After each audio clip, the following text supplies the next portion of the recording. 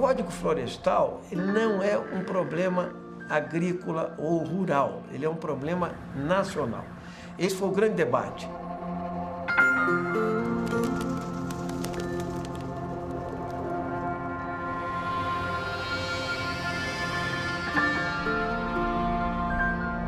Ele envolve o modelo econômico exportador brasileiro, entende? Ele envolve a maior riqueza que o Brasil tem, que é a sua biodiversidade, envolve política agrária, ou seja, concentração de terra, e política agrícola.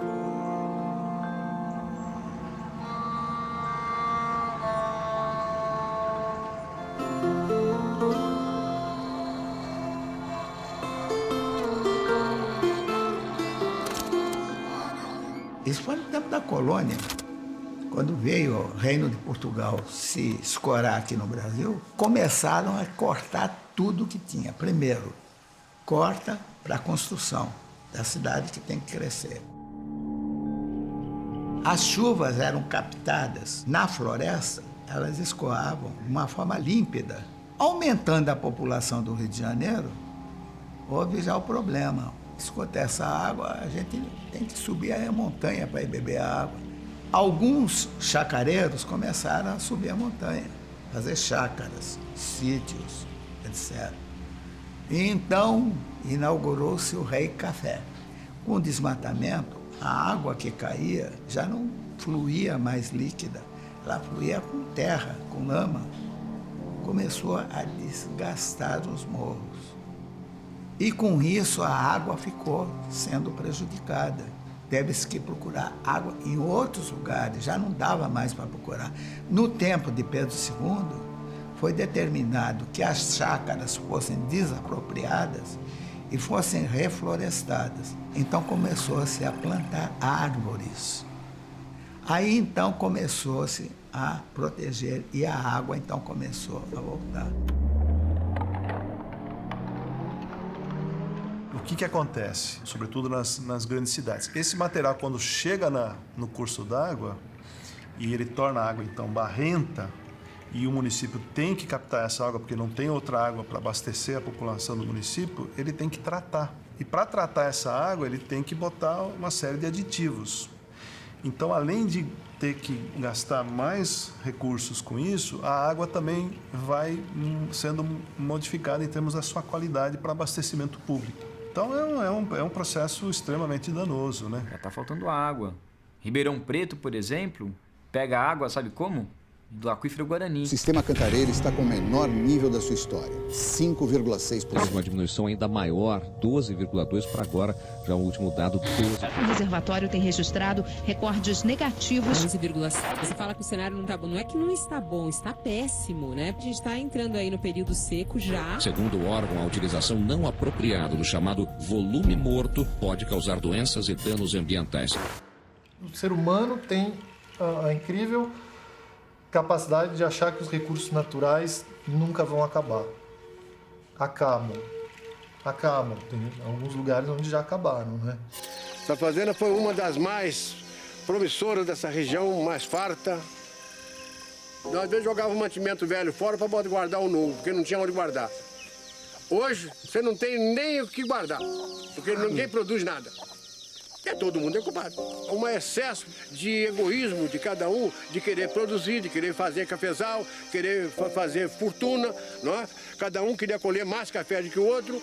Então houve um desmatamento generalizado, sem nenhum controle. Aqui nesse morro mesmo que nós estamos vendo aqui em frente era cafezal de baixo no alto. Se nós estamos dilapidando um patrimônio que acumulou-se ao longo de muitos e muitos e muitos milhares de anos, que não vai estar disponível dentro de muito pouco tempo. O Código Florestal de 65 foi feito por pessoas que estavam, na sua época, preocupados com o futuro da agricultura brasileira, na medida em que via que nós tínhamos uma forma de uso da terra, que era um desmatamento contínuo, que não preservava as condições mínimas para ter vitalidade da agricultura nas regiões onde a gente já usava. Já na República, que foi criado o Ministério da Agricultura. O Serviço Florestal não existia praticamente dentro do Ministério da Agricultura. A pecuária era muito mais importante, a agricultura muito mais importante. Eu dei essa ideia de se fazer uma campanha. de educação florestal. Tivemos o apoio da campanha do Assis Chateaubriand. Ele disse: eu coloco os diários associados à disposição dessa campanha. Fizemos a primeira entrevista com o Juscelino Kubitschek. Ele teve que dizer o que ele achava da situação florestal. Isso foi feito com todos os ministros. A coisa tomou um vulto tramando que foi muito bacana. Aí, então, nasceu essa questão do Código Florestal. Eu fiz parte durante 7 anos desse Conselho Florestal Federal. Foi no tempo do Jânio Quadros que determinou um grupo de trabalho para fazer o Código Florestal. Para você ver o cuidado que foi feito, basta um só falar discordo, apaga tudo e vamos começar de novo. O nosso foco era fazer um código técnico que trouxesse benefício para todos, indústria, comércio, pequeno agricultor, grande agricultor, seja lá o que for. É necessário. Foi aprovado em 65. Aí o pessoal, é aquela história, velha história, né? Da falta de execução, ou por governadores, prefeitos, ou mesmo secretários, ou mesmo ministros da Agricultura, que não queriam executar. O fato é que nunca foi dado recursos para o serviço florestal poder trabalhar. Na área ambiental e sobretudo na área florestal, a principal punição é a punição administrativa, não é judicial. Ou seja, o fiscal que vai lá, identifica alguém que desmatou e aplica uma multa. Menos de 1% das multas ambientais são pagas. E quem paga, normalmente, são os pequenos e não os grandes. De 65 para cá, o desmatamento foi tão violento na Amazônia que no território de Rondônia, em apenas um ano, se queimou 9% do território. E foi a partir daí, então, que se falou, pô, peraí, vamos fazer um controle aqui, lá no tempo do Fernando Henrique. Foi o maior desmatamento na Amazônia da história do mapeamento do desmatamento no Brasil. Chegou a 29 mil quilômetros quadrados. Pra você ter uma ideia, esse ano foi 5 mil quilômetros quadrados. Em junho de 96 foram 6 vezes mais do que esse ano. E aí a pressão total em cima do presidente, do governo e tal. E aí ele editou uma medida provisória aumentando a restrição de desmatamento em áreas de floresta na Amazônia. Então tinha essa história de que a reserva legal era de 50% das florestas existentes em propriedades rurais na Amazônia, e ele aumentou a restrição para 80%. Reserva legal é uma área do imóvel em que o proprietário deve, obrigatoriamente, manter parte da vegetação nativa, a fim de preservar processos ecológicos essenciais à manutenção de sua propriedade rural. A lógica da reserva legal é manter um mínimo de vegetação nativa por estado, por região, por bacia hidrográfica, né, em função dos serviços ambientais que essa floresta presta para a sociedade, enfim, para a saúde ambiental, para a qualidade ambiental local.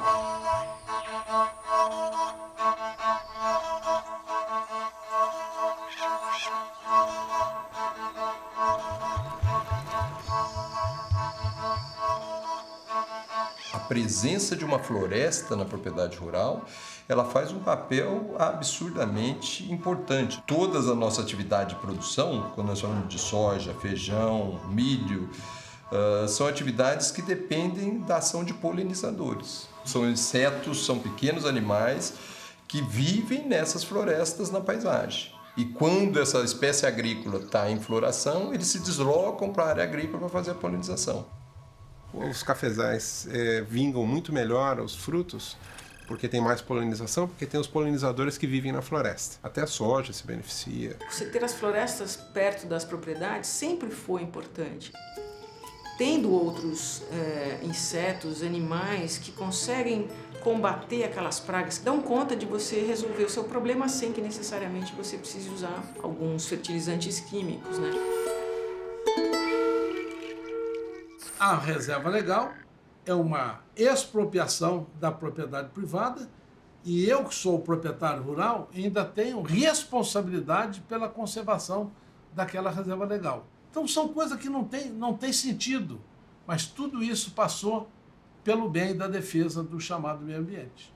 É como se você que mora na cidade, você compra um apartamento de 100 metros quadrados e a prefeitura diz para você só pode usar 20 metros quadrados, o restante você tem que deixar para as baratas, para os lagartos, para os bichinhos que tem dentro de casa. Floresta é o maior aliado da agricultura.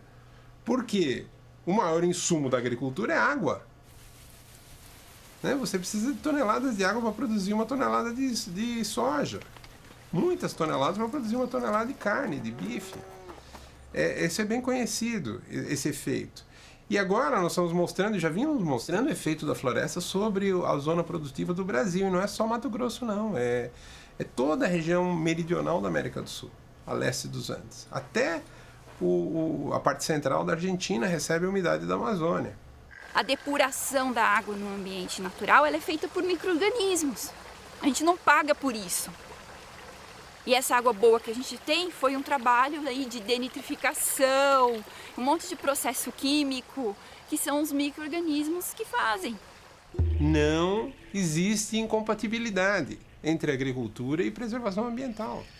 Ao contrário, uma agricultura sábia, ela preserva o meio ambiente, ela na realidade recupera onde ele foi destroçado e ela aumenta a produtividade.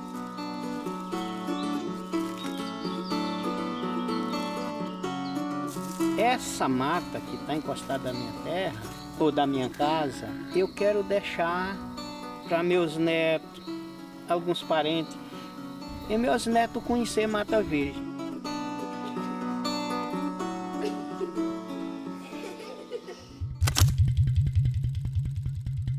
Até 2008, até o dia que o presidente Lula fez um decreto exigindo a regularidade ambiental das propriedades, aí obrigou o Congresso Nacional a pegar um projeto de quase 14 anos, 15 anos que estava aqui do Código Florestal e trazer para discussão, porque caso contrário, os Ministérios Públicos Estaduais e Federais passariam a agir com o mesmo rigor e a mesma determinação que estavam fazendo na Amazônia Legal. Uma parte dos parlamentares brasileiros queriam uma nova lei para anistiar os erros dos produtores. Eles queriam assim, olha, tem um problema. Muitos produtores desmataram na margem dos rios, nas nascentes, e ocuparam áreas que não eram permitidas a ocupação. Alguns parlamentares falaram, pronto, vamos mudar a lei, fica todo mundo dentro da lei. A lei estava começando a ser obrigada a ser cumprida, a justiça estava começando a condenar. O presidente da casa criou uma comissão especial para emitir um parecer sobre todas as propostas de mudança do Código Florestal que existiam aqui. A lógica, óbvio, que foi a de desonerar o produtor rural, facilitar a vida dele, regularizar da maneira mais fácil possível. Nós, ambientalistas, éramos minoria absoluta. Acho que não tínhamos nem 3 votos, nem 4 votos lá dentro. O que se vendia lá é que isso seria muito bom para o agronegócio e não haveria prejuízos para a questão ambiental. A comissão especial se tornou uma comissão para legitimar a anistia àqueles que tinham feito desmatamento ilegal. A anistia existe na lei, senador Bairro Maggi, é para ser dada. Foram anistiados torturadores, foram anistiados aqueles que praticaram atos terroristas. Quantas anistias fiscais foram dadas por este país? Quantos aqueles que cometeram barbárie por esse mundo afora, líderes políticos, foram anistiados pelo Brasil? Mas não é o caso. Não é o caso do Código Florestal. Poderia ser anistia, que não teria nenhum pecado. Depois de uma união muito forte da Frente Parlamentar da Agropecuária, que eu presidi por 2 anos, quase 2 anos e meio, nós conseguimos levantar essa bandeira, fortalecer o setor, sentar numa mesa com todos os interessados e discutir, como gente grande, responsável, aquilo que fosse o interesse do meio ambiente e o interesse da produção. Produtor que estamos mais tratando... de 100 hectares. Presidente, excesso do Brasil que produz... A terra não entende de prazo. A terra não sabe se é 5 anos que ela precisa, se é 10, se é 20, se é um mês, se é 2 meses. Essa história de reserva legal, preservar e recuperar, é só conversa fiada, porque na verdade o que importa é a produção de alimentos. Obrigado, senhor presidente. A produção de alimentos é tão importante ou mais do que você preservar o meio ambiente. Grande parte da produção agrícola brasileira, que é a produção de commodities agrícolas, ou seja, o Brasil, a grande parte não é a mandioca que nós comemos em casa ou o feijão, a grande parte é a soja para exportação, o algodão para exportação, a cana para o etanol e por aí vai. Nós temos 270 milhões de hectares de áreas agrícolas no Brasil. E aí, quando a gente vem para esses 270 milhões, o que é isso que a gente usa hoje? A gente leva um susto, porque desses 270 milhões, eu só estou falando de 60 milhões de hectares que é usado para a produção de alimentos propriamente dita. O restante 210 milhões é pecuária. Se eu consigo passar de uma cabeça por hectare por ano para 1,5 cabeça por hectare por ano, apenas aplicando um pouquinho de tecnologia, que é muito barata, com manejo adequado do gado, com manejo adequado das pastagens, com orientação técnica para isso, eu consigo liberar quase 80 milhões de hectares da pecuária para a produção de alimentos. Esses 80 milhões atenderia o Brasil, em termos de necessidade de produção de alimentos, até 2080.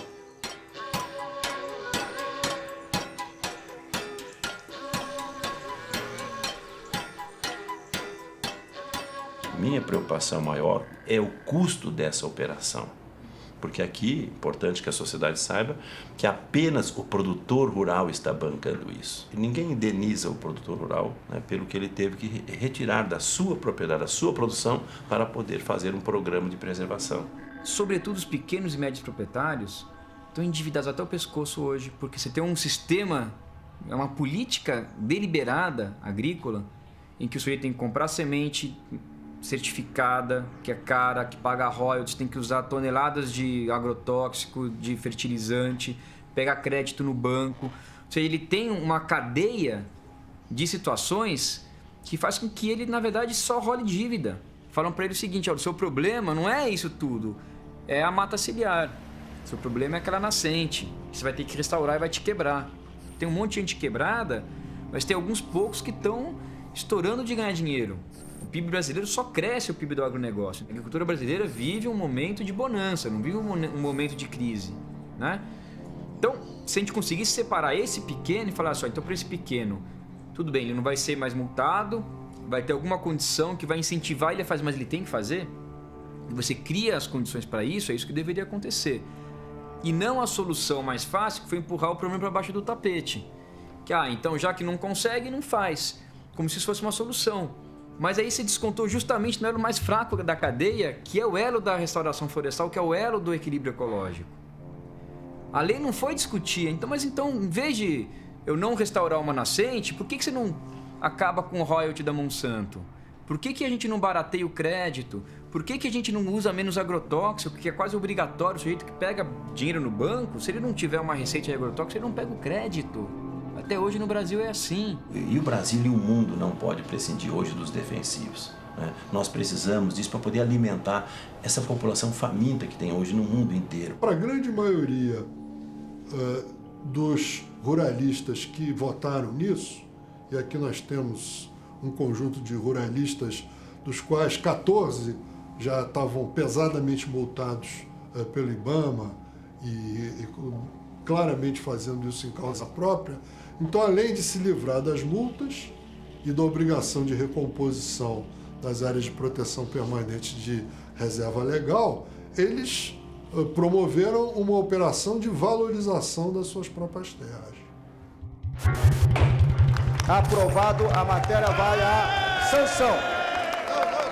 Praticamente o Código Florestal, na essência da conservação, da produção, etc., é uma cópia do que foi feito no Mato Grosso, no MT Legal. Com algumas coisas a mais de que nós não poderíamos fazer na época, porque a legislação federal impedia de a gente avançar. Uma lógica de intensificar o uso, de consolidar o uso das áreas já abertas. E não teve um debate sobre o impacto ecológico disso no médio e longo prazo. Um dos pontos, dos focos que a gente queria era consolidar as áreas ocupadas. O que isso significa? O Brasil é desse tamanho.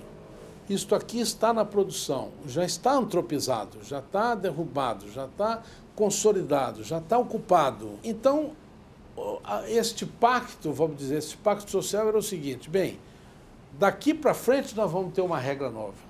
Daqui para frente, mas isso aqui que está na produção, que continue na produção. Antes, todos os imóveis deveriam manter entre 20% e 80% de vegetação nativa, a título de reserva legal. Se estivessem desmatadas, deveriam ser recuperadas integralmente e com a mesma vegetação original.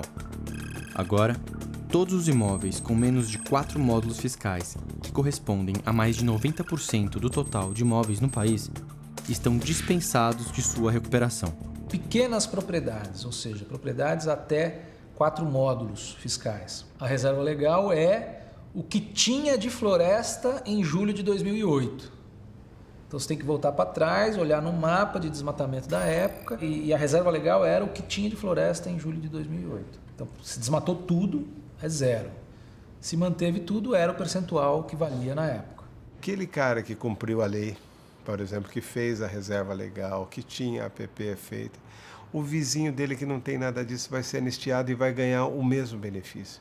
Esse talvez seja o maior problema. Aquele que fez certo, cumpriu a lei, fez tudo, vai receber um diploma de trouxa. Quem degradou, quem causou danos ambientais até 22 de julho de 2008, não precisa recompor. Então você criou um direito adquirido contra o meio ambiente. E esse é um motivo de inconstitucionalidade. Então você vai ter muitas regiões do Brasil que não vai ter reserva legal, simplesmente, porque ninguém vai ter que restaurar.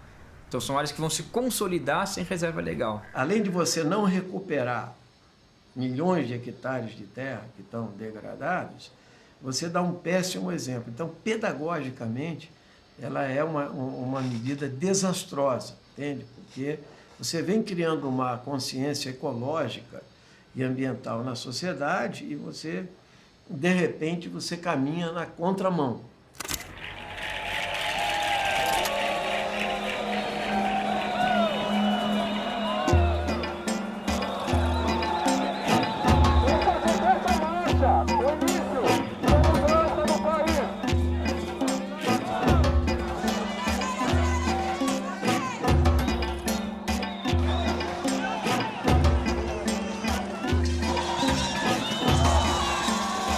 Consultas públicas foram feitas onde cerca de 85% das pessoas não queriam a mudança do código, porque entendiam que o código devia ser discutido muito mais a fundo. Então a gente perdeu porque o sistema político é distorcido.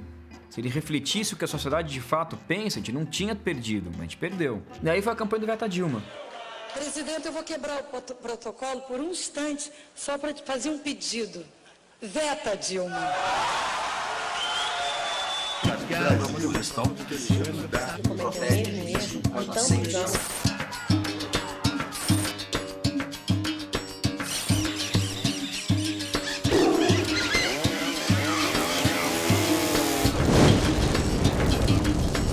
Vamos pensar no futuro dos nossos filhos. Não vamos permitir que o interesse de poucos prejudique o futuro de todos. Vamos repensar esse código? Vamos construir um Brasil melhor? Ainda dá tempo.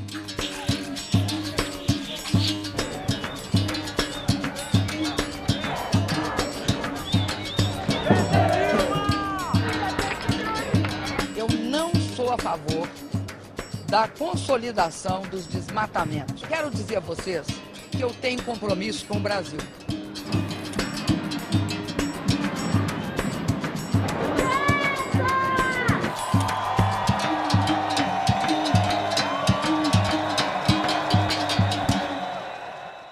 Pode vetar partes ou até mesmo o código inteiro. E é isso que a gente quer. A gente quer um Veta Dilma. Não, mas um veta tudo, né? Veta tudo, Dilma. Por isso, no domingo, dia 20 de maio, participe da manifestação Veta Dilma em Fortaleza. O Veta Dilma, no fundo, ele refletia essa coisa da sociedade ser contra, entendeu? Preparamos um abaixo-assinado que coletou mais de 1 milhão de assinaturas e foram enviados a Dilma pedindo Veta Dilma.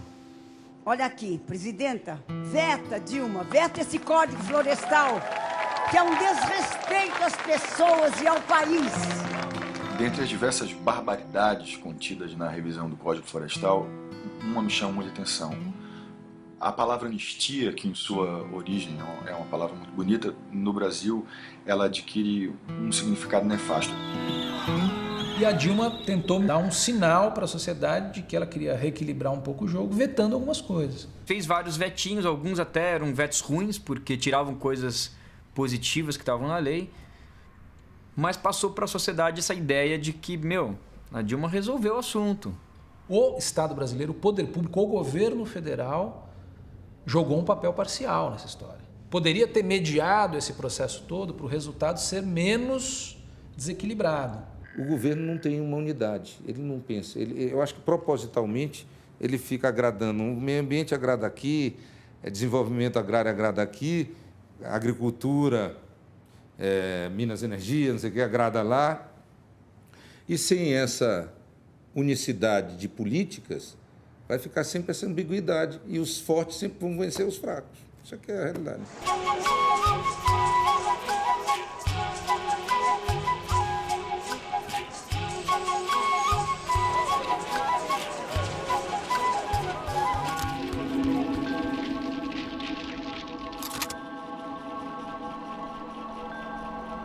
Isso já está gerando efeito hoje. O desmatamento na Amazônia e no Cerrado brasileiro, no ano de 2013, explodiu.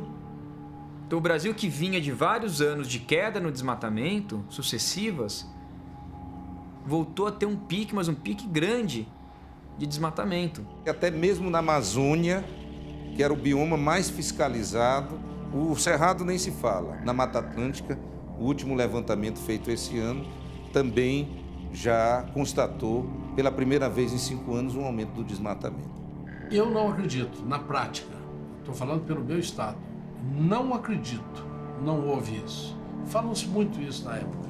Era um dos argumentos que se usava para derrubar a proposta do código. Era, não, isso aqui está anunciando, vão derrubar tudo e tal. É só o anúncio que ia modificar o código, o pessoal já começou o desmatamento de uma maneira horrível, né? E sem precedentes no Brasil. Hoje, pelos satélites, nós sabemos aonde é que é, mas não temos a informação da base ainda por que aquilo aconteceu. Por quê? Porque se passou uma mensagem à sociedade brasileira de que desmatar vale a pena, de que não cumprir a lei vale a pena. Porque depois vai no Congresso Nacional, parlamentares ligados ao agronegócio conseguem fazer um bom lobby e vão mudar a lei. Então, infelizmente, embora não seja necessário, o Brasil continua desmatando floresta, continua desmatando cerrado em áreas grandes, maiores do que qualquer outro país do mundo, mesmo a gente tendo área apta à produção em áreas já desmatadas.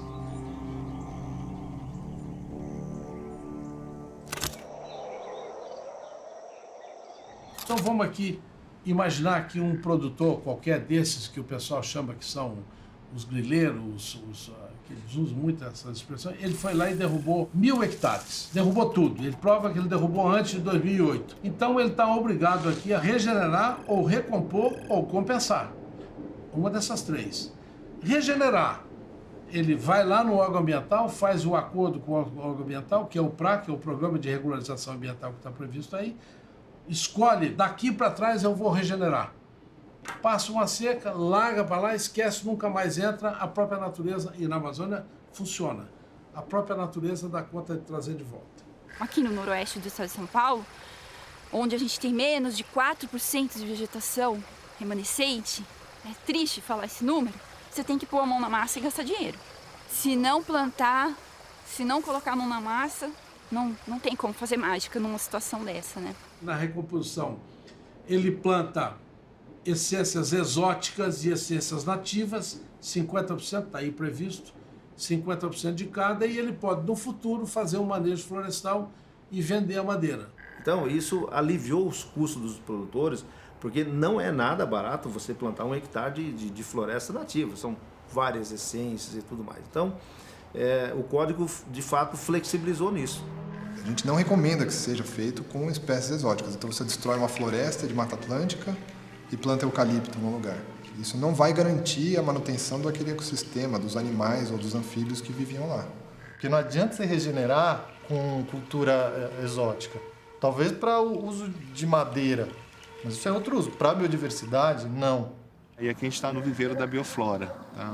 Um viveiro que já tem hoje 15 anos, né? Onde a gente vinha produzindo anualmente aí em torno de 4 milhões de mudas. Tá? Isso acabou baixando um pouco essa quantidade em função da discussão, né, do novo código. Durante esse debate parece que os proprietários resolveram parar de plantar e estão esperando ver o que acontece daqui para frente. Essas espécies têm que ser nativas, primeiro, porque elas já estão adaptadas regionalmente. Tá? Então as espécies que estão ali vão fornecer alimentos em formato de frutos ou néctar para os insetos. Isso tudo forma uma cadeia ecológica dentro da floresta. E isso tudo vai fazer com que essa floresta funcione, que ela se autossustente ao longo do tempo. Digamos que ele tenha que recuperar 100 hectares de floresta, que ele vai plantar pinos e eucalipto em 50 e nos outros 50 ele planta floresta nativa, ou 50% das espécies, né, ou tem que ser um mix de exóticas com nativas em toda a área. Isso tudo tem que regulamentar, não está claro. E ele pode, a parte que ele não quis recompor, ele pode compensar uma outra propriedade, desde que seja no mesmo bioma. Então, se a fazenda está localizada em Rondônia, ele pode, desde o Amapá, uma parte do Maranhão, do Mato Grosso, aqui, ele pode comprar uma outra propriedade intacta, com a floresta intacta, averbar no registro de imóveis, ele cumpriu com a parte dele. Quando você permite compensar num outro estado, com um critério genérico, você quebrou esse princípio, né? Essa função de que o Código Florestal, por propriedade, ele estabelece um mínimo, né, de qualidade ambiental por região. Então você tem pequenas áreas dentro da sua propriedade, você diz, não, eu vou trocar isso aqui por uma área completa no Pará e vou tirar esses pequenos biomas que estão dentro da minha propriedade. Só que tem um detalhe, esses pequenos biomas muitas vezes seguram a questão da água, a questão dos animais, que não foi sequer levada em consideração no Código Florestal. Esse é um item dos mais importantes. A impressão que se deu na discussão do Código Florestal é que animal nasce em concreto, não nasce em floresta. Porque os animais silvestres, eles obviamente perderam drasticamente. Porque a hora que você coloca fogo numa floresta, você não tem controle de absolutamente nada. Os animais que ali estiverem serão exterminados. Ou seja, se cometeu um holocausto contra a questão dos nossos animais. Imagina se pegar fogo na Mona Lisa, não ia estar na capa de todos os jornais. Cara, a gente está perdendo espécie todo dia. Todo dia. Tem outras que estão caminhando para a extinção e ninguém está falando. Então Isso é um problema gravíssimo, porque perder espécies, você não consegue refazer espécies, né? Algo que demorou milhares de anos para evoluir, você não consegue refazer. E toda espécie tem o seu papel fundamental na comunidade. Se a gente tem um país com 156 espécies de aves globalmente ameaçadas de extinção, esse é um indicador que mostra que as coisas não vão bem em relação ao meio ambiente no nosso país. Não adianta medir PIB e outros indicadores econômicos e mesmo os indicadores sociais. Mas em termos de indicador ambiental, 156 espécies de aves ameaçadas é um número muito preocupante. Ou seja, a situação do Brasil em termos de meio ambiente não está boa. E isso é super importante considerar quando a gente vai mexer na legislação ambiental. E é dever do poder público também evitar a extinção de espécies. Porque a extinção de espécies é causa e consequência do desequilíbrio ecológico, né? Então, é consequência porque o desmatamento leva ao sumiço daquela espécie, mas aquela espécie tem um papel, né, na cadeia ecológica que vai fazer falta. Todo um estudo que prova que a própria sustentabilidade das propriedades são fundamentais que você mantenha áreas de mata nativa, entende? Sobre todos os aspectos, né? E isso acabou gerando uma pressão violenta para você separar o que é APP de reserva legal. O que é uma APP? São áreas mais sensíveis, topo de morro, beira de rio, entendeu? Enquanto que a reserva legal é uma área que você deixa preservada para diversas funções ambientais e ecológicas. Eles fundiram as duas pelo novo projeto. A Dilma não vetou isso aí. Então, se você tinha 20% de reserva legal, 30% de APP, você tinha 50% da propriedade que era intocada. Agora é no máximo 30%. Áreas de preservação permanente. Preservação quer dizer sem uso. Não pode ter uso. No uso você vai prejudicar alguma coisa ali dentro. Vou te dar um exemplo. Construção de estádios de futebol em áreas de preservação permanente. Vou dar um outro exemplo, né? Toda aquela infraestrutura que foi construída para receber o Papa, que eles não vão poder fazer a visita do Papa lá, o Papa vai ter que ir para Copacabana, porque onde eles investiram a grana está um lamaçal só.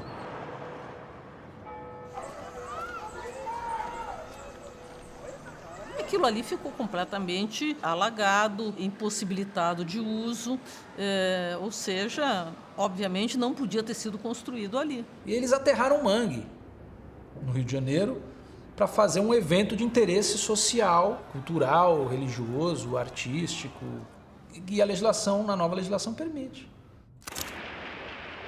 Nós temos uma população de mais de 1 milhão de pessoas ao longo do litoral que dependem realmente, para a sua sobrevivência, dos recursos que eles obtêm diariamente dos manguezais. Pega um caranguejo, pega um maratu, pega um siri, pega um peixe, aí tudo ajuda para casa, né? Para o consumo de casa. Aí não pega para vender, mas pega para comer. Cerca de 70% das espécies de peixe de valor comercial da costa brasileira dependem em alguma parte da vida dos manguezais. Então nós temos uma dependência muito grande dessa cadeia alimentar que começa nos estuários, nas águas costeiras e vem produzir o peixe que nós consumimos, e 70% é uma quantidade respeitável.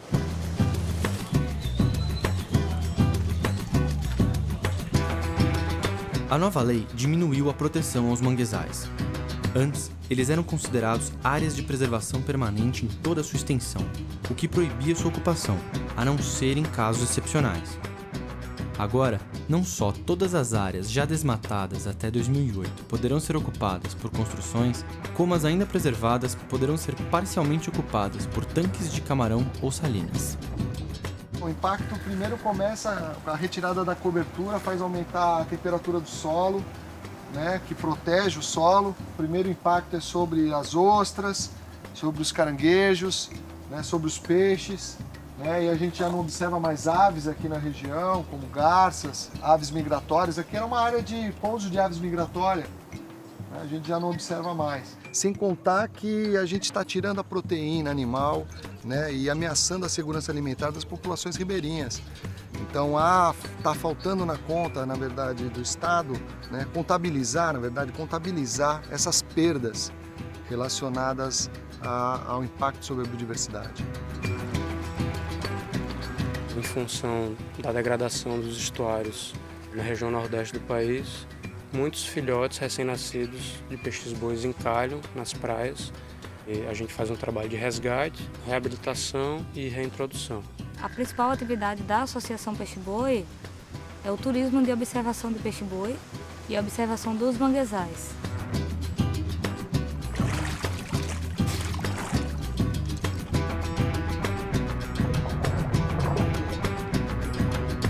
Se não houvesse o manguezal, tudo isso que a gente tem aqui hoje, não teríamos como oferecer renda para 50 famílias hoje que trabalham na associação.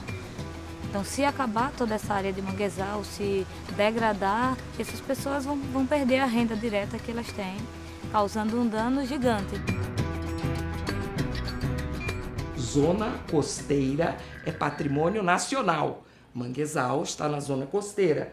É patrimônio nacional e é área de preservação permanente. O Apicum é a região onde o manguezal coloniza quando os níveis do mar sobem. Faz parte, está na faixa do Entre Marés. Apicum é manguezal. Porém, o que vem? 10% dos manguezais do bioma amazônico, que é Amapá, Pará e Maranhão, podem ser usados para carcinocultura.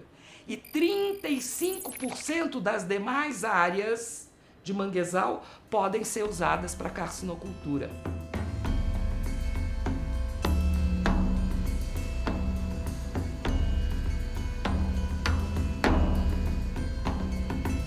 Ao substituir o manguezal pela carcinicultura, nós estamos falando de desemprego. Geramos um emprego para a carcinicultura e deixamos no mínimo 4 pessoas sem emprego. Então quem pescava ali, quem tirava caranguejo dali, quem tinha outros usos econômicos não vai poder utilizar ali. como prejudica o restante do manguezal também. Porque joga uma série de produtos químicos, de antibiótico, de fertilizante e tudo mais que polui o resto do manguezal e você altera fortemente a dinâmica ecológica ali, prejudicando todo o uso do manguezal no entorno daquelas áreas. Essa espécie que se produz aqui, ela é exótica para a região. Ela não é uma espécie nativa, é uma espécie altamente voraz, que compete com a espécie nativa e que a gente ainda desconhece o verdadeiro impacto se ela vir a colonizar aqui nosso litoral. Cultivo de camarão marinho não precisa ser feito no manguezal. Ele pode ser criado na área do interior do Nordeste, em água salobra. Funciona muito bem. É no manguezal é que nós temos prejuízos ambientais tremendos.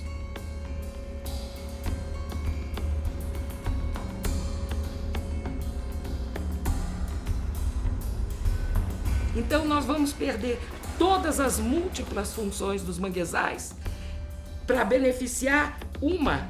É uma forma de privatização de recursos, na verdade, para ricos em detrimento dos pobres que utilizavam aquela área. Nós vamos privatizar os lucros e estamos socializando o prejuízo? Para mim isso é tão claro, é a reforma agrária às avessas.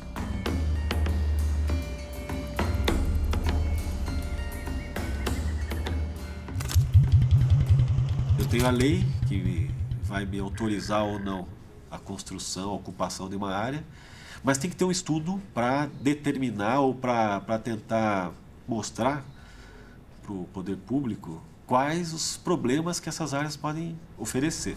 Só na cidade de São Paulo, por exemplo, 407 áreas de risco mapeadas em 2010 agora pelo IPT, né? Então é muita gente morando em áreas que podem dar algum tipo de problema.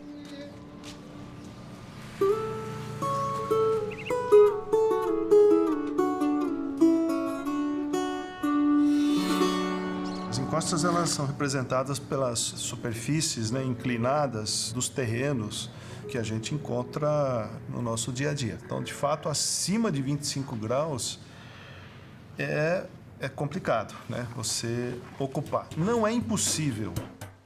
A nova lei diminuiu a proteção às encostas íngremes e topos de morro. Antes, todas as encostas com mais de 45 graus de inclinação e todos os topos de morro deveriam ser mantidos com vegetação nativa. Agora, todas as encostas com mais de 45 graus de inclinação e todos os topos de morro irregularmente desmatados até 2008 poderão permanecer como pastagens ou plantações. Se você intervém numa encosta, modificando o padrão de circulação das águas superficiais, modificando as condições ali do solo, removendo a vegetação, aquilo você está criando uma situação de instabilidade. Às vezes uma área dessa é uma oportunidade de moradia. Então não importa se ele está no topo, na porção intermediária da encosta, se tem 45 graus. O solo que está ali, que se desenvolveu naquela encosta, ele às vezes acaba sendo removido, né, por erosão, né, às vezes até por escorregamentos, né, que são processos mais rápidos, né, então aquela chuva concentrou e...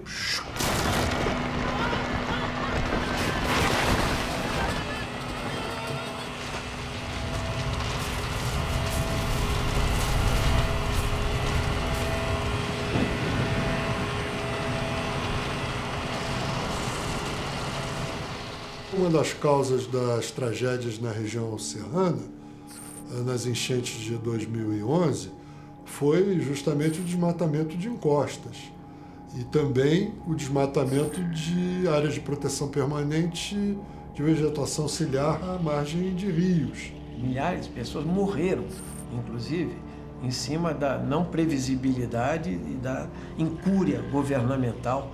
Foi permitir pousada na beira do rio e foi permitir o desmatamento até para moradia em áreas de alto declive. Isso facilitou que o rio transbordasse, saísse, fosse para outro lugar, devastando tudo que encontrava pela frente. E com a perspectiva das mudanças climáticas, essas precipitações extremas vão se tornar cada vez mais frequentes. Quando a gente viu, aqui estava tudo arrebentado, as estradas acabadas, e que ele virou um rio, acabou tudo, levando tudo que tinha.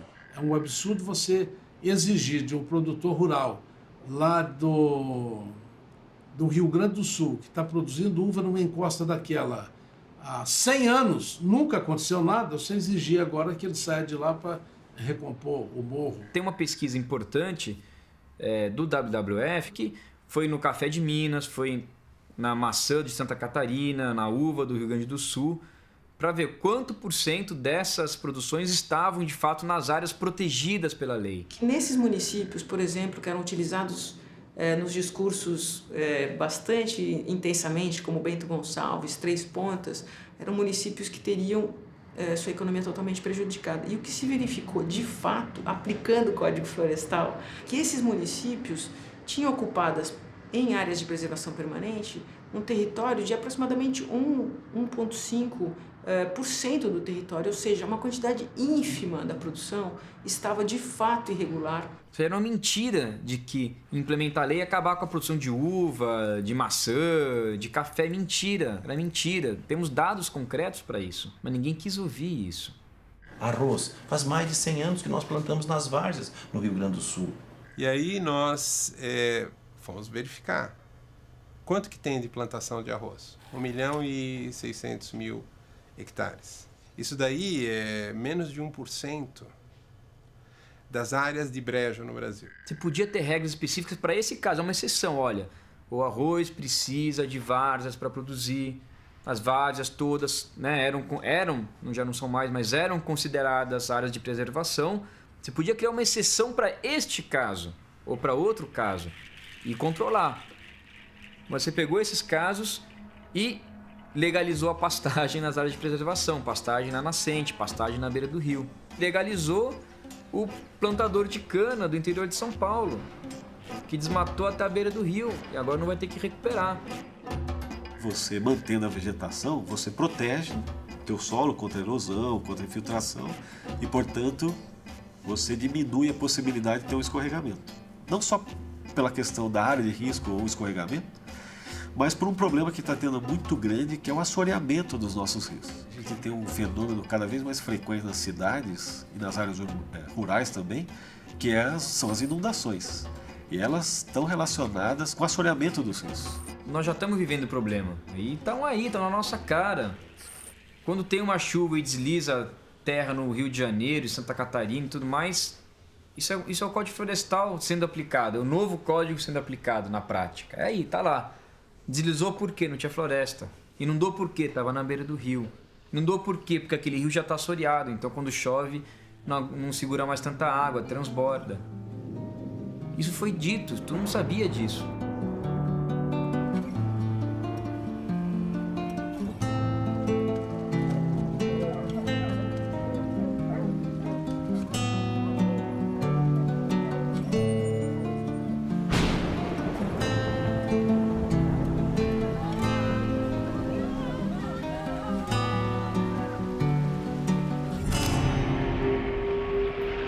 Quando a gente fala em proteger mata ciliar, hoje no Brasil a gente vê que se gasta muito mais dinheiro fazendo desassoreamento de rios, tirando terra de rio, do que com o saneamento. É um desvirtuamento completo da natureza do rio, né? O saneamento é obrigatório, tem a ver direto com o impacto na saúde. O maior benefício que uma comunidade tem, a água é a vida, e nós estamos perdendo isso. E a gente às vezes não percebe isso nas pessoas, porque acostumado, abre a torneira, não olha o que está atrás disso. Os rios estão completamente expostos porque a gente se acomodou àquele gesto. Agora, faltou água, eu xingo a mãe do prefeito, eu xingo todo mundo, mas não vou ver como é que está a situação desse manancial. São Paulo agora passou por esse susto.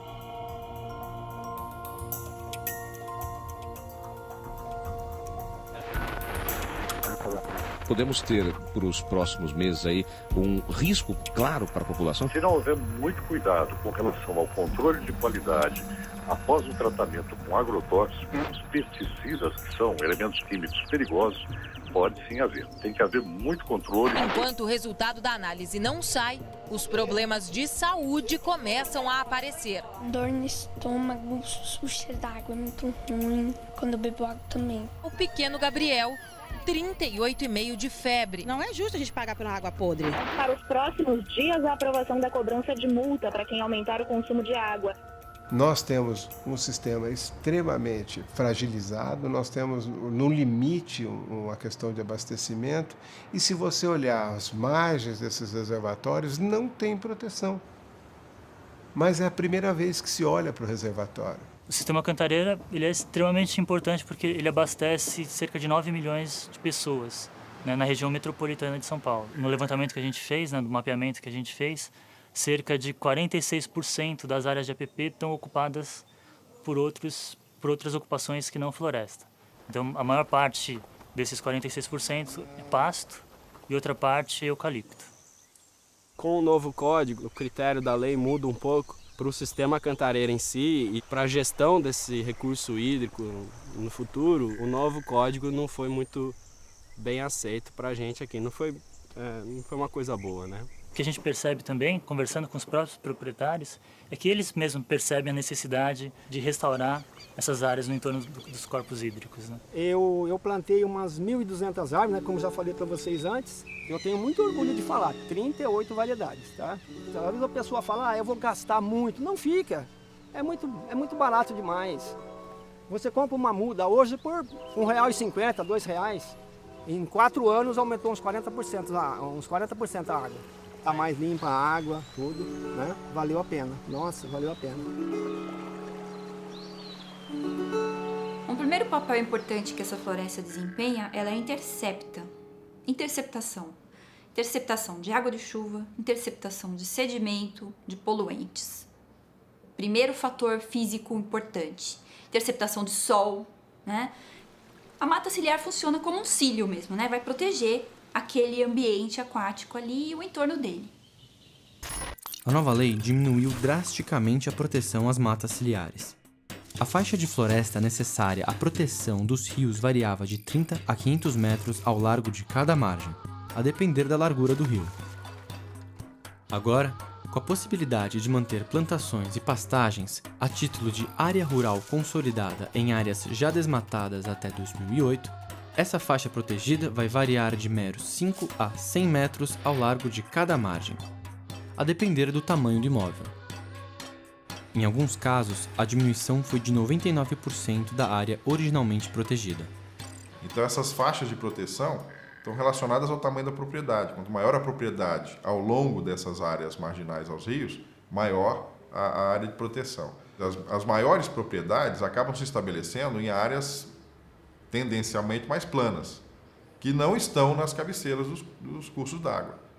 Então o que se estabeleceu no final é uma proteção relativamente maior nas áreas mais planas e uma proteção relativamente menor nas áreas de cabeceira, que em tese deveriam ser mais protegidas, vamos dizer assim. Então, no caso, o componente foi social, quer dizer, quanto menor o produtor, mais espaço ele precisa para produzir, logo menor deve ser a área de proteção. Agora, para não dizer que é 0, vamos botar lá um mínimo de 5. Se a conversa roncasse mais um pouquinho, eles podiam pôr 3, né? 2, 7. Aí ficou essa história de 5, 8 e 15. Né? Nem para monitorar isso aí dá, porque 8 metros numa margem de rio, como é que é isso aí? Quem é que vai medir lá com... Entendeu? Quer dizer, com foto de satélite você não pega. Até que surgiram várias brincadeiras, né? De 5 metros você teria que então escolher a árvore que você ia plantar, porque muitas vezes 5 metros, uma árvore ocupa mais do que 5 metros de copa, né? Para você proteger um rio, um riozinho, por menor que seja, com essa largura de área florestada, né, ao redor desses rios, a gente tem visto que isso é muito pouco, né, para conseguir tamponar os efeitos daquilo que está fora dessa faixa. E o que acontece fora dessa faixa sempre é muito caótico, é muito drástico, né? Principalmente em culturas anuais. O solo é revolvido todo ano, às vezes mais de 2 vezes por ano. Esse solo revolvido, ele fica vulnerável a qualquer chuva e ele vai ser carreado para dentro do rio. Então são 2 problemas grandes. Você perde água, qualidade da água, e você perde solo, que é o bem mais precioso da agricultura, é o solo, não é? esses sedimentos atravessam e acabam caindo na água. Você vai ter muita matéria orgânica ali, as plantas proliferam numa taxa tão grande que os animais que ali vivem não conseguem se comer o tanto de planta que está crescendo. Então isso vai gerar uma eutrofização e, por fim, os animais que estavam ali vão acabar morrendo. Verdadeiro trofos alimento. Significa o quê? Mais produtores ali, porque algas são organismos produtores porque elas fazem a fotossíntese. Ambiente eutrofizado significa o quê? Que essa matéria orgânica produzida das algas, ela vai precisar ser decomposta. E ela vai usar o quê? Oxigênio para se decompor. Então esse ambiente vai ser um ambiente com grande tendência à hipoxia. O que é hipoxia? Um local com baixa quantidade de oxigênio dissolvido. Baixa quantidade de oxigênio dissolvido, menos oxigênio para quem precisa respirar dentro da água, que são os peixes, larvas de insetos e todos esses outros organismos aquáticos. E isso pode acabar matando os anfíbios também, eliminando espécies que não vão conseguir viver nesse ambiente. Tem os predadores das pragas, né, que vivem dentro da floresta e que ajudam a diminuir o impacto da monocultura ou das culturas que sofrem ataques de insetos. E isso depois a gente tem até um problema de saúde, porque depois aquele agricultor não vai conseguir não usar um defensivo agrícola. Então, se ele era um produtor orgânico, vai ficar muito mais difícil para ele. Então, ele vai deixar de ser orgânico para vender um produto que tem defensivos. Não existe pesquisa, literatura, se é 5, se é 30, se é 50, se é 500, qual a metragem? Foi arbitrada num determinado momento. Alguém, né, passou, que era de 20 a 100, passou de 30 a 500. Foi um número. Ou seja, formalmente o sujeito vai estar legalizado. Vou ter 5 metros de mata ciliar. A lei está dizendo que eu tenho 5 metros, tenho 5 metros. Estou legalizado. Aquele rio está protegido, aquele rio não está protegido. Aquilo é ecologicamente adequado? Não é ecologicamente adequado, mas está legalizado. A nova lei também diminuiu a proteção às nascentes. Antes, todos os proprietários rurais deveriam proteger no mínimo 50 metros de florestas ao redor das nascentes.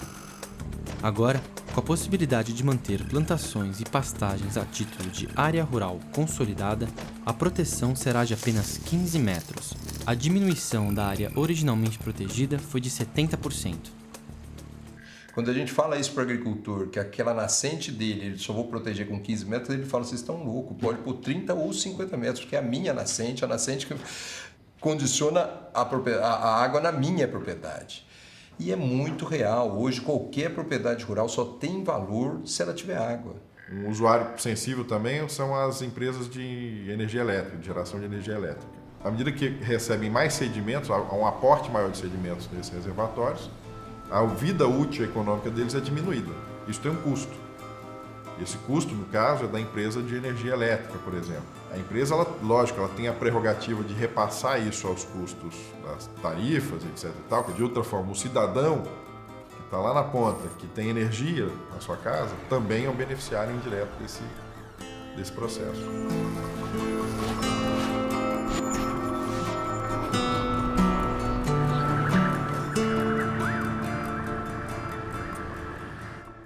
A Itaipu é a maior geradora de energia elétrica do mundo e ela é exatamente a maior geradora porque tem a prodigalidade das águas do Rio Paraná. Se nós não tivéssemos o fluxo intenso e a riqueza de ter um rio perene, nós não teríamos esses recordes que Itaipu bate, gerando 19% de toda a energia que o Brasil consome. É preciso que todos os reservatórios e os rios tenham esta cobertura florestal, isto é, que as suas margens estejam protegidas com reflorestamento ou mantendo a mata, porque isso é uma extraordinária possibilidade de manter a qualidade da água, mas ao mesmo tempo manter a abundância da água. São 104 mil hectares que rodeiam o reservatório de matas reflorestadas, 90% com espécies nativas e mais as reservas e refúgios.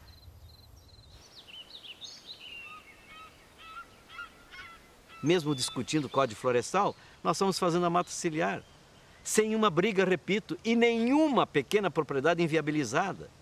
Esse é um discurso que não tem consistência. O que você precisa é fazer com grande envolvimento, mas fazer também compreendendo, por exemplo, que nas primeiras 5 microbacias que nós recuperamos, voltaram 55 espécies da flora e fauna. Voltaram as abelhas.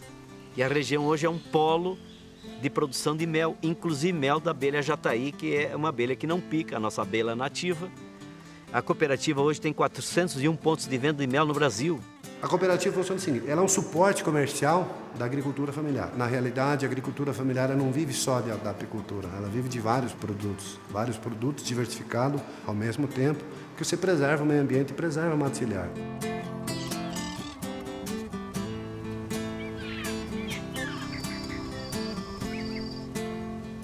Em 2002 que eu comecei com a produção orgânica, né? Daí as meninas eram pequenas e depois aí entraram na faculdade.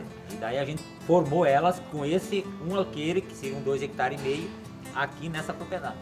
E esse é o nosso orgulho. E o meu forte hoje é a uva. Daí vem tomate, banana, folhosas, que vem a parte de verdura, essas coisas assim, né? Que hoje é um dos fortes que eu tenho.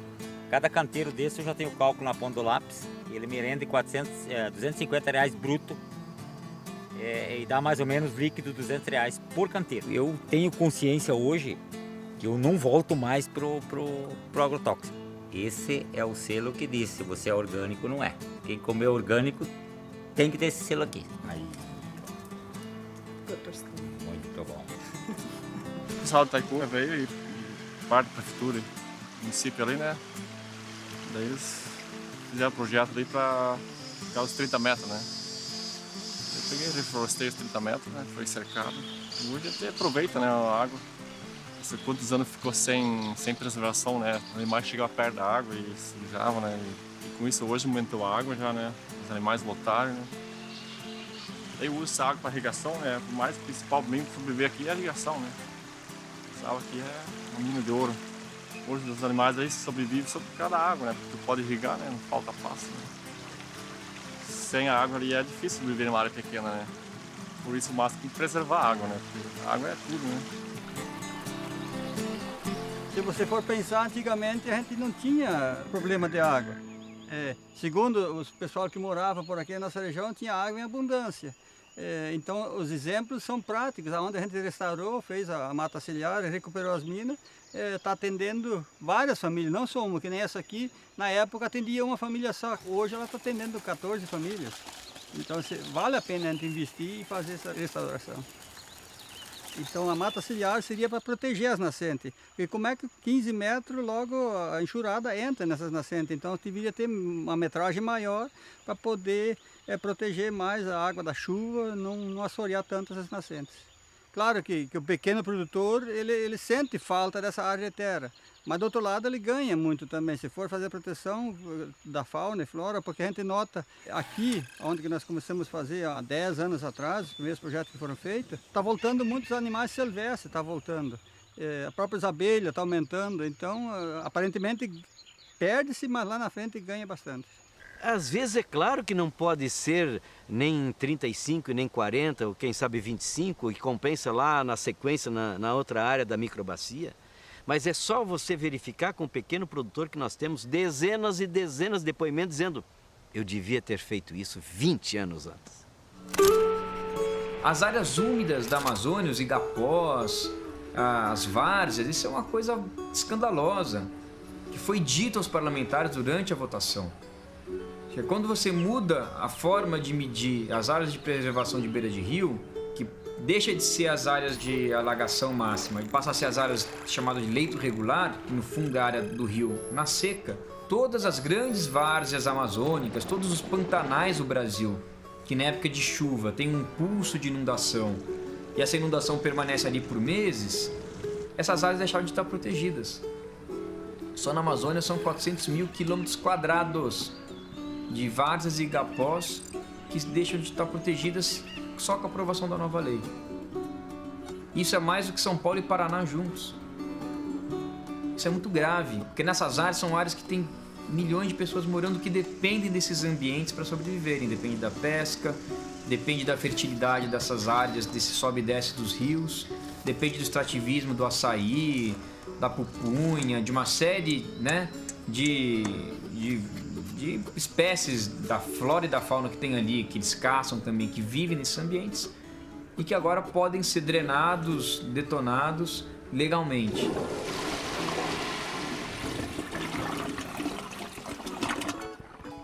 Nós estamos falando da água. A água é a mesma coisa que o sangue para a paisagem. Então, a paisagem é como se fosse o seu corpo e a água que perflui a paisagem é como se fosse o sangue. Então, os rios são o sistema venoso que traz de volta aquilo, ou pro oceano, né, no caso. E o que traz para dentro desse corpo digamos, a água fresca? Chuva. São os rios aéreos, rios voadores, que é outra coisa que a gente trabalha aqui também.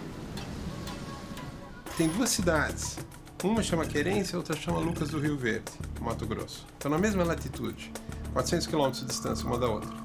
Uma está aqui, na região, era floresta, foi toda desmatada, e a outra está aqui numa área mais interna, a oeste do Parque do Xingu. E a gente mostra que os rios voadores que chegam em Querência, eles vêm da região da Bahia, tal, que é a região árida, a região seca. Passam pela região desmatada, que já foi Amazônia, já foi Floresta Verde, e chegam em Querência. E os rios aéreos que abastecem Lucas do Rio Verde fazem um trajeto muito parecido, aí passam por 100 e tantos quilômetros da reserva do Xingu e chegam em Lucas do Rio Verde. Simplesmente esses rios transitarem sobre uma área protegida faz com que Lucas do Rio Verde tenha 2 meses a mais de chuva por ano. E eles têm segunda safra, que Querência não tem. Não tem água suficiente em Querência para a segunda safra. Isso se traduz em milhões e milhões e milhões de reais de lucro para Lucas do Rio Verde. Na região de Sapezal, por exemplo, quase divisa com Rondônia e Bolívia, eu consigo fazer 2 safras por ano. Na região da Querência, ou do Xingu, de toda aquela região do Araguaia, eu consigo fazer 1 safra por ano. Mas essas mudanças não ocorreram agora. A região nordeste do estado do Mato Grosso sempre choveu menos que outras regiões. Se tem influência da floresta ou coisa parecida, eu acho que não. Se o Blairo Maggi souber o que eu sei, agora ele parece que está sabendo, não sei. Ele estaria junto com o Greenpeace na rua, com proteja a floresta, proteja a floresta. Porque é do interesse deles. É unânime. A agricultura só tem a ganhar com a preservação e reconstrução de ecossistemas nativos dentro das suas propriedades. Mexer em biodiversidade significa afetar muitos interesses. Então, ao mesmo tempo que a gente trabalha muito com pouco recurso, né? O que a gente produz, ele é deixado meio assim, de ladinho. Se interessar, a gente usa. Mas se for atrapalhar muito, a gente não usa não. Faz de conta que não existe esse conhecimento.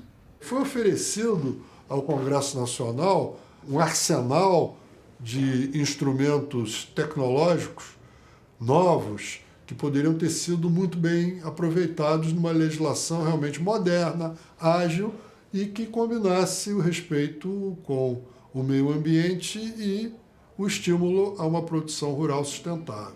O SBPC participou de vários debates, houve inclusive um grupo dentro da SBPC que tratou do assunto, discutiu e gerou um documento bastante interessante sobre essas questões de manutenção de áreas, APP, reserva legal. No entanto, no final das contas, o que valeu foi um lobby em Congresso. Quer dizer, eu diria que não há, o lobby científico é praticamente inexistente.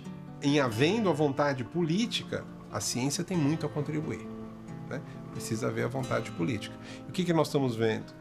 Que a vontade política está atrelada aos interesses com forte raízes ideológicas, não necessariamente no interesse da sociedade ou do Brasil.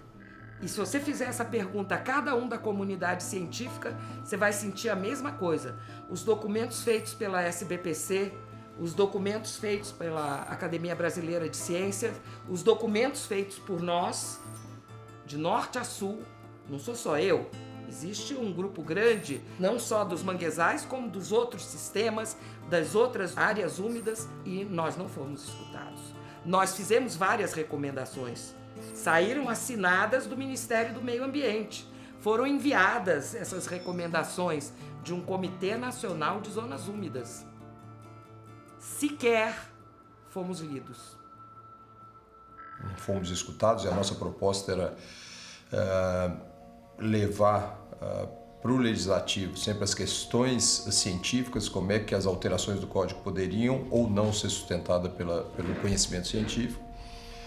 E na Câmara esse conhecimento científico foi praticamente ignorado e não era nem a intenção de usá-lo. Houve uma grande mobilização da comunidade científica para tentar mostrar o porquê não fazer isso. O porquê não diminuir essa área florestada na APP, o porquê não de ter espécies exóticas no meio da reserva legal. Enfim, houve uma mobilização, houve vários eventos, né? Foram feitos vários documentos que chegaram na mão dessas pessoas. Eles não podem alegar total ignorância. Houve uma equipe técnica do governo federal que estudou o porquê disso. Só que as pressões políticas, elas são acima de qualquer Deus, né, e qualquer ciência. Essa que é a verdade. A sociedade está pagando para a gente saber. Enquanto todas as pessoas que pagam impostos estão muito ocupadas com a sua lide diária, estão gerando dinheiro, cuidando dos filhos, etc., nós estamos aqui na frente do computador pensando. Nos permitem isso, porque pagam o nosso salário, certo? Então é uma obrigação ética básica, fundamental, filosófica, de dar o retorno para a sociedade. A maior parte da população brasileira se manifestou contra essa revogação. E mesmo assim, os parlamentares lá, majoritariamente, revogaram o código. É algo que mostra uma distorção do nosso sistema político. Essa inadequação do sistema político brasileiro, que está se expressando hoje nas ruas, né? A população acordou para essa inadequação, essa corrupção maluca, essa distribuição de cargo maluca, ela também se expressou no Código Florestal. Esse sentimento de traição dos parlamentares que fazem uma sacanagem por interesses corporativos, acho que isso motivou as pessoas a irem para a rua. O povo é que vota. Eu estou aqui em Brasília porque alguém me votou em mim. Então, o povo é que tem que saber escolher melhor os seus representantes.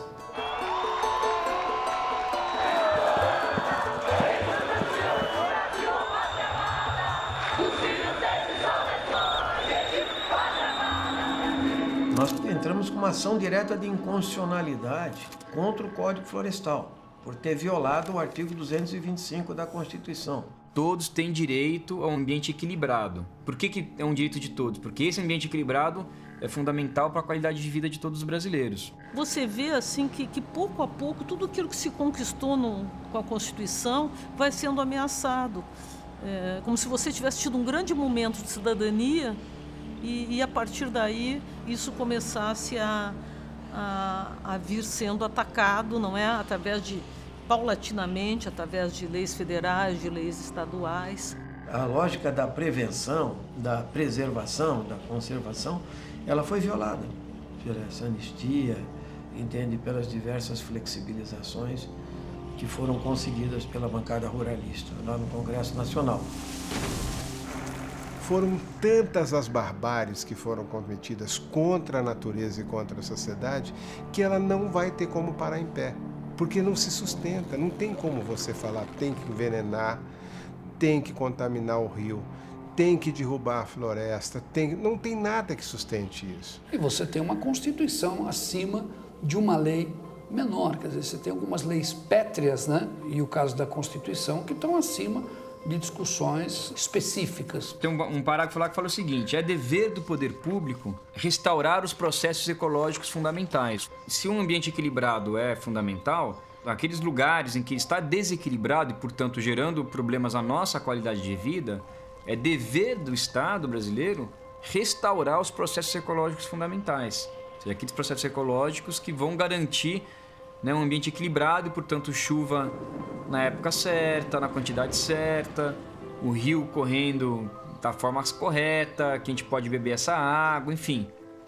Por dividir em 3 ações diretas de inconstitucionalidade, porque, na verdade, a gente impugnou 53 dispositivos do Código Florestal, e o Código Florestal ele tem 84 artigos, nós impugnamos 53, então era muita coisa. Então nós pegamos e dividimos em 3 temas. A primeira, então, foi reserva legal, a segunda foi aquela questão da consolidação dos danos ambientais ocorridos até 22 de junho de 2008, e a terceira foi as áreas de preservação permanente. Agora, espero que saia da questão política, né, que foi a questão da Câmara e do Senado, então não teve nenhuma inserção científica nessa discussão do Código Florestal na Câmara e do Senado, e também pouca no Executivo, e que agora tenha essa visão mais científica e não política no Supremo Tribunal. Então, essa é a nossa esperança.